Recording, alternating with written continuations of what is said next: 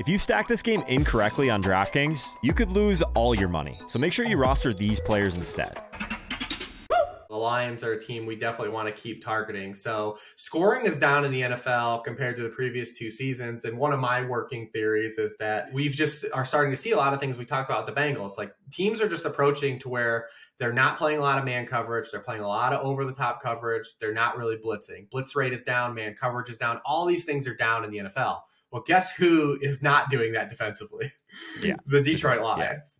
Yeah. They've played man coverage at the highest rate in the NFL. They've blitzed at the fourth highest rate, and they've played in 2 shootouts, right? Mm-hmm. Like, they've given up chunk plays. So I wonder if just early on, like, this is going to be a defense because of how aggressive they are. It's going to open the door. Now, there are going to be weeks where they actually get home and they don't give up points, but just inherently knowing, like, hey, this defense is going to be hyper aggressive against this offense could lead to some big plays. And, Kevin O'Connell really week 1 showed us everything that we wanted to see. Right. And then in week 2, what happened? Yeah. Like, that he was scheming Justin Jefferson wide open against the Packers. And then they couldn't move the football at all on Monday night. Now, part of that was Kirk Cousins, but part of it also was, Irv Smith dropped a touchdown. Justin Jefferson ran, he turned his route in a different direction on one of them. So yeah, primetime Cousins happened again too, but there was a lot of things that factored into it. Jonathan Gannon also deserves some credit as well, but this is a great bounce back spot, I think, for the Vikings. Obviously, Vegas thinks so as well. I think we will see Kirk Cousins be pretty popular. Obviously, Justin Jefferson for those reasons. If the Vikings are going to see a lot of man coverage, which they haven't seen at all 2 weeks into the season. I mean, that Justin Jefferson is going to, we're going to see some of those big plays. I also think this is a great bounce back spot for Dalvin Cook. Nice. Disappointing start to the season for Dalvin Cook. Week 1, all the usage was there, tacked on some yardage, just didn't reach the end zone. Last week, he matched a career low with 10 touches. Wow. And that it technically is a career low because the game he had 10 touches in was a game he exited early. Mm-hmm. The 37 yards he had, or 36 yards he had, were the 4th lowest in a game of his career. Too good to be producing lines like that. Dalvin Cook's too good of a player. And so far, the Lions have allowed 62 PPR points to running backs through 2 weeks, the second most in the league. I think Dalvin Cook is in a really good spot. It's a really weird week. I'll ask your opinion on this top down to get super in the weeds on it because we're talking about this game. But so far, the meta through 2 weeks has been to pay for these elite wide receivers. Do you think that's going to flip, or could we pay for running backs one of these weeks? Anytime people start getting like super content, like with like one, this is what you have to do in roster construction, it almost always makes sense to figure out what you can do in the inverse of that. So yeah, although I am intrigued by like the Justin Jefferson bounce back here. I mean, early ownership has him being still sub 10%, which I do think is super interesting. But man, I love the Dalvin Cook call for sure, especially with what we just saw. There's no way they think that's an optimal way to use this guy. So that was one of the things that stood out to me right away on PrizePicks. You can get more than 16.5 receiving yards. It's currently using Run the Sims at a 64.5% favorite to win on PrizePicks. So that's one that I'm going to take immediately. I don't think that one's going to be up for very long. So if you decide to run with me on that one, PrizePicks will match your first deposit up to $100.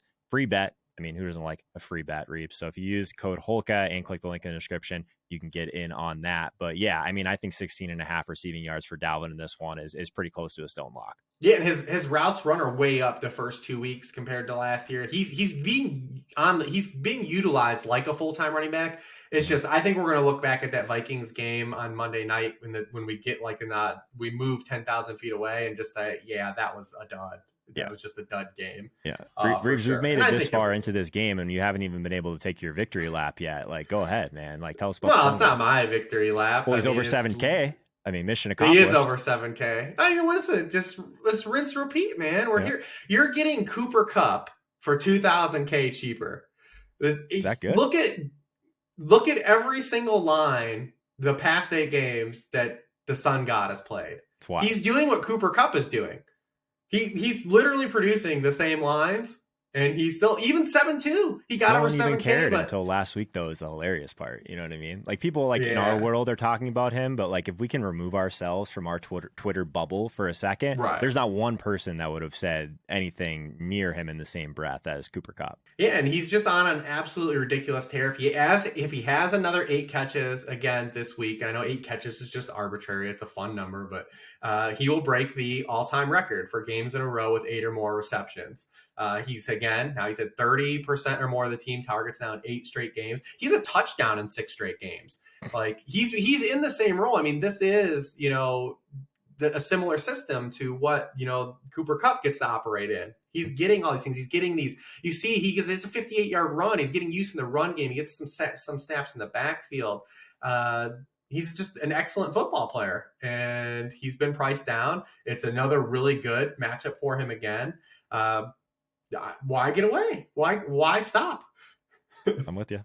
I think that's like one of my favorite plays in this game for sure. I guess any love for Irv Smith at 3,100. I know he dropped a touchdown. Like, he looked like he was a little bit more comfortable in week 2 versus, like, I know he was kind of coming off of that injury in week 1, only played 19 snaps in week 1, 34 snaps in week 2, 8 targets. I mean, he still scored, but man, he could have had a pretty big day, and he's just 3,100. Yeah, and he fits that DraftKings mold of 3,100. The one only hesitation I have with Irv Smith is the usage in week 1 and week 2 in the 2 different game scripts they were in. True. And just trying to see if I can see, because we got the Vikings out. They are 6-point home favorites here. Mm-hmm. We are anticipating them to win this football game. And if it's a situation, because remember, this is an 11 base personnel team where only one tight end is on the field. And if the Vikings are in run mode where they're running with Dalvin Cook, Johnny Munt's going to be the tight end on the field for his run blocking. There you go. There's your pivot. If this ownership gets out of control, he's 2,500. So I want to see more of a sample of the Vikings playing in, more game scripts where they're playing ahead, and Irv Smith still getting the usage he got last week. Mm-hmm. But okay. I have no problem with it. 3,100. You can get there on a play or two. So, and he's a guy that the Vikings, for as exciting as they are, have had, we look at them like they're still thin, behind Dalvin Cook and Justin Jefferson. Like, they still need these guys to play better. They need something from Irv Smith. They need something from Adam Thielen. They need something from KJ Osborne. Like, they need those guys to play well offensively. So I would expect to see some of these guys start to get worked in and get some opportunity a little bit more. Because if a team's going to be able to take Justin Jefferson away, like, you have to have a counterpunch. Yep. And the Vikings were very punchless on Monday night. Can confirm. Yeah, for sure. What do we do with DeAndre Swift? I know that he's kind of going through that ankle injury. It looks like he did return back to practice on Thursday. Is that one of those ones that's just a little bit too risky in this game? Because he's still pretty expensive. I mean, he's the same exact price as Amon-Ra, who I'm sure most people are going to prefer. Yeah, I mean, DeAndre Swift, this dude is a big play in a bottle, though, man. Every time he touches the football, it feels like something happens. I mean, he only had 7 touches last week, and still had 87 yards. He's averaging 10.5 yards per touch right now. That will go down. But the other thing about DeAndre Swift is, a lot of people always talk about, Jamal Williams being a thorn. DeAndre Swift now in his career has scored a touchdown in 60% of his games played. Only Jonathan Taylor at running back has a higher rate. The dude has just got a nose for big plays, and he catches the football. If he's healthy, this guy has like RB1 weekly potential. He gets to play, in situations where the Lions are frequently playing in these shootout games. They have to score points. The Lions have 35 and 36 points through 2 games. It's the first time they've scored 30 or more points in the first 2 games of a season since 1970. Like, wow. This team is kind of fun. I mean, I think even at 5,800. Jared Goff offers stack appeal in this game if you want to get unique. Like, he has a chance to get you the 300-yard bonus and throw touchdowns. Granted, when you look at last week's game, he was carried by the touchdowns. He still, the yards per attempt, he only completed 58% of his passes. Yards per attempt were still pretty modest. But even he offers, I think, a little bit of opportunity to get unique. When I look at this slate right now, as we're ending the weekend, there's not a ton of value here. There's not a ton of ways to like free money up to pay some of these guys we want to play. So Yep. if you do want to stack some of these guys, maybe you have to do it at the quarterback position where you play a guy in the 58 to 6,500 range. All right, make sure you guys check out the worksheet over at sharpfootballanalysis.com if you want a little bit more on this game. But before we build a DraftKings lineup, some people have been asking me kind of why I never really talk about my betting picks a ton or just like my DraftKings Showdown plays, like that sort of thing. And that's because most of that is in the premium newsletter this year. So there is a link in the description for a free 7-day trial. It's completely risk-free. So I'm not sure how long I'm going to be running that special, probably only a couple more weeks. So make sure you guys check that out. Reeves, if we are going to stack up this game, you mentioned Jared Goff at 5,800. Would you like to go that direction, or are we just going to see if Kirk can rebound here at 6,700? Let's see. I was gonna ask if you want to do Dalvin Sun God. I'm in on Dalvin for sure. Let's do Dalvin Dalvin's going to be on God. the thumbnail of this video. I can guarantee you that. Let's do Dalvin Sun God. Okay. And then let's do. We'll see, because we're at kind of weird. Let's just put the Panthers in for now, just because they'll knock one bullet out. Yep. Let's do. How about we do Stafford with Higbee and Hollywood? I like it. Yeah, if you guys want to hear a little bit more about Higbee, we did talk about him in the Locks of the Week video with Jake Seeley, so just check that video out next. Definitely one of those mid-range tight ends at play. Let's do another mini that's going to be a counter to someone that will be chalky. And let's do the opposite of the Bears game. Let's do Dameon Pierce plus Mooney. Ooh, okay. So Mooney leverage off of Montgomery, and then the other side of that. And how are you feeling about Mooney so far?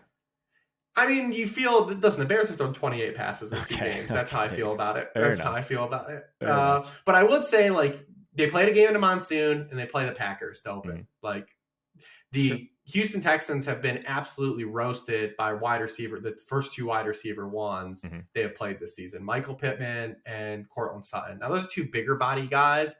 Mooney's not that, but I expect that there will be passing regression for Chicago. And then we're talking about like just in a tournament play, like Mooney can get there in a couple targets. Totally. Totally. I'm in. I haven't asked you about him yet because we haven't talked about the Bears once. I don't think this year. So. Yeah, and it's probably for good reason. Yeah, it's probably for good reason.